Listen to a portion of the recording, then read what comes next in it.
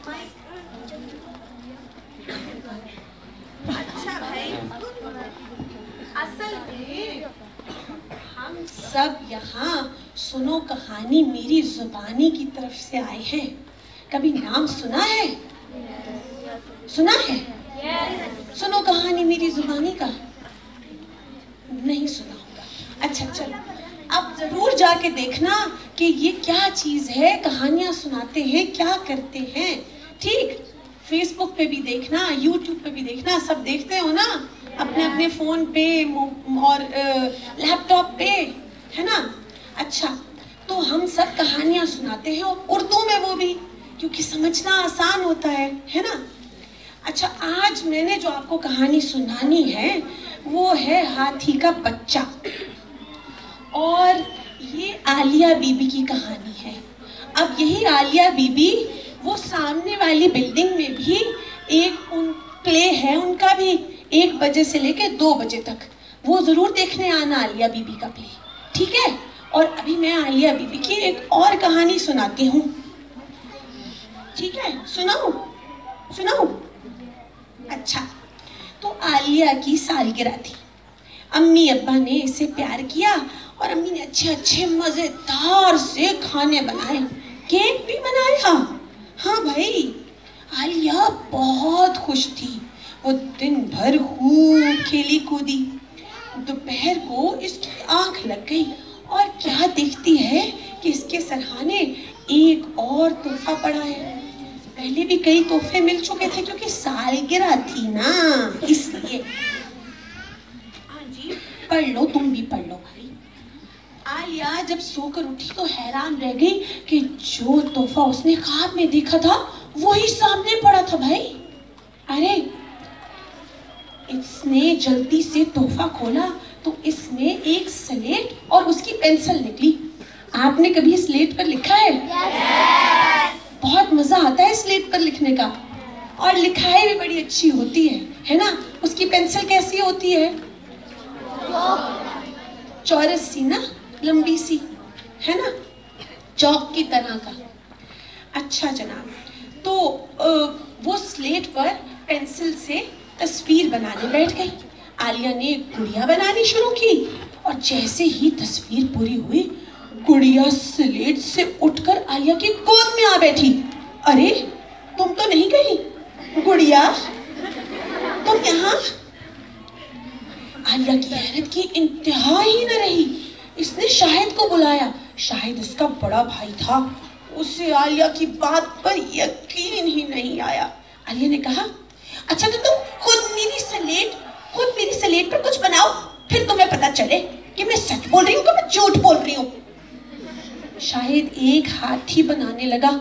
आलिया चीखी, अरे शाहिद, हाथी मत बनाओ, अगर सचमुच यहाँ हाथी आ गए तो क्या होगा? तो मैं एक पिंजरा भी बना दूंगा। शाहिद ने आलिया से कहा। आलिया ने शाहिद से पेंसिल ले ली और बोली, नहीं, हाथी नहीं बनाओ, अम्मा खफा हो जाएंगी। हम हाथी को क्या खिलाएंगे? अरे, तो उसका खाना भी बना देता हूँ। तो क्या तुम एक ऊंट के बराबर बनाओगे? एक ऊंट बनाओगे हाथी के लिए? हैं? हाथी ऊंट खाता है? क्या खाता है हाथी? आलू हैं? गन्ने और केला। सूजी को कभी मूंगफली नहीं खिलाई थी? चिड़ियाघर गए थे? सूजी को जानते हो? कहाँ है? मर गई है। हाँ, तो वो तो खाती थी मूंगफली, है ना, और मूंगफली में दाना नहीं, हम तुम्हारे नाना नहीं। तो जनाब, उसने कहा, हाथी इतना बड़ा होता है, ऊंट जितनी भूख तो लगती होगी। तो शायद कहने लगा कि हाथी गोश्तखोर थोड़ा ही होता है, वो तो नबातखोर होता है। नबातखोर क्या होता है? कौन बोला उर्दू में? हाँ बोलो। हाँ, बिल्कुल, जमीन पर उगी हुई चीजें खाता है। शाहिद ने हंसकर जवाब दिया और आलिया ने पेंसिल ले ली। पहले इसका खाना बहुत सारे केले और गन्ने, फिर इसकी तफरीह का सामान, एक बांस का पौधा, एक छोटा सा तालाब और फिर हाथी। नहीं नहीं नहीं, ऐसा करता हूँ, चलो हाथी का बच्चा बना लेता हूँ। शायद तस्वीरें बनाते हुए बुड़बुड़ाता जा रहा था, यानी मुंह में बोलता जा रहा था कि ये बना लेता हूँ, ये नहीं बना लेता, ये कर लेता हूँ। उधर तस्वीर पूरी हुई, उधर एक हाथी का बच्चा अपनी छोटी सी चिंगारता हुआ स्लेट को दो लत्ती मार कर बाहर निकल आया। अरे ये तो आलिया ठीक कहती थी, है ना?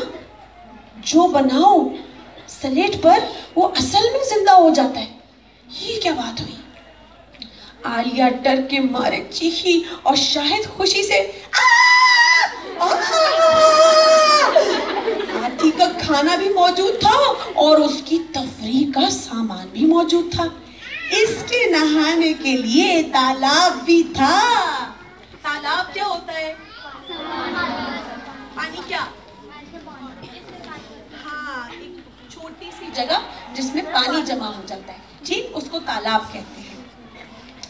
हाथी डेल डोल में, हालांकि आलिया और शाहिद से बहुत बड़ा था और भारी भी, मगर था तो वो बच्चा ही।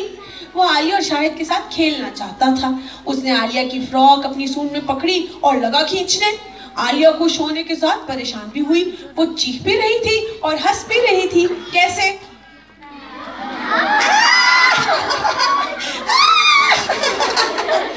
ऐसे तुम लोग ऐसे ही चीखती हो ना, है ना? जब मजा आता है चीखती भी और हंसती भी हो। तो शाहिद खुशी से तालियां बजा रहा था और इसने एक केला छीलकर हाथी के बच्चे की तरफ बढ़ाया।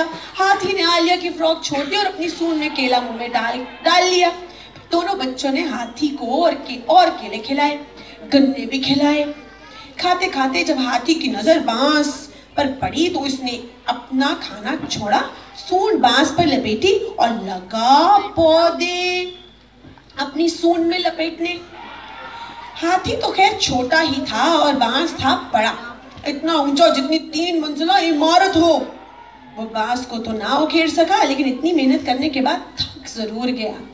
वो पानी की तरफ मुड़ा। डूबते हुए सूरज की शुआएं उस पर पड़ रही थी। जब सूरज डूबना शुरू होता है तो उस वक्त को क्या कहते हैं कि सूरज क्या हो रहा है? शाबाश भाई, तुम लोग तो बड़े ज़हीन हो, हैं?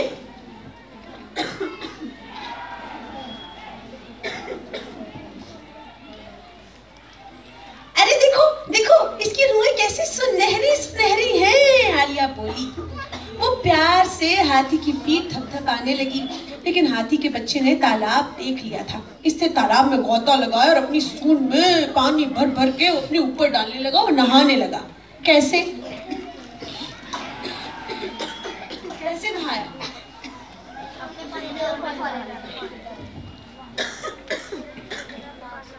सूंड से ना अपने बनाते, फवारा बनाता है और फिर नहाता है।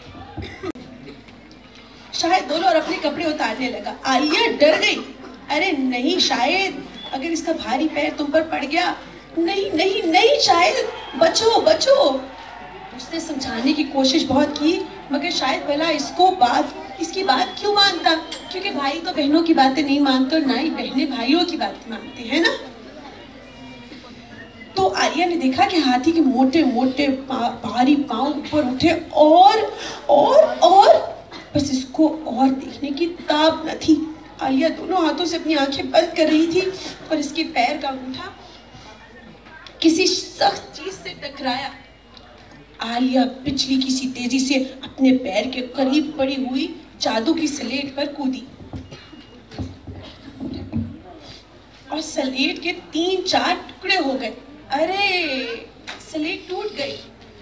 टूटते ही पलक झपक में तालाब, बांस, गुड़िया और हाथी का बच्चा सभी गायब हो गए और अब तालाब की जगह पर शायद मियां थे, जो खुशकी में अपने हाथ पांव ऐसे मार रहे थे जैसे तैराकी कर रहे हो। शायद हैरान था कि तालाब और हाथी का बच्चा कहाँ गायब हो गए। हाय हाय हाय, ये क्या होगा भाई, कहाँ गए सब? अरे हाथी, तालाब, मैं कहाँ हूँ? मैं रेत में क्या कर रहा हूँ? अरे आलिया, तुमने कोई शरारत की है ना? शायद पहली बार ऐसा हुआ कि शायद आलिया पर नहीं, बल्कि आलिया शायद की बेबसी पर बेतहाशा हंस रही थी। और आप भी अपने भाइयों को ऐसे ही तंग करती हो, है ना? जब उनसे कोई गलती होती है ऐसे ही करते हो। कौन कौन लड़ता है अपने भाई से और कौन कौन लड़ता है अपनी बहन से?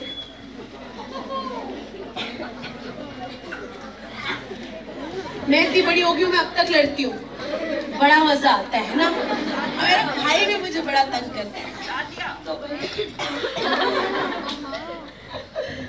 तो जनाब, अब मुझे ये बताओ कि अब तो मुझे खांसी भी लग गई, अब दादी का क्या करे भाई? अब कौन दादी को उठा के ले जाएगा यहाँ से? तुम कहानियां सुनते चले जा रहे हो, थक ही नहीं रहे भाई? थक जाओ। नहीं तो फिर हमजा भाई से कहे एक गाना जरा और सुना दे। एक गाना और हो जाए। आ जाओ।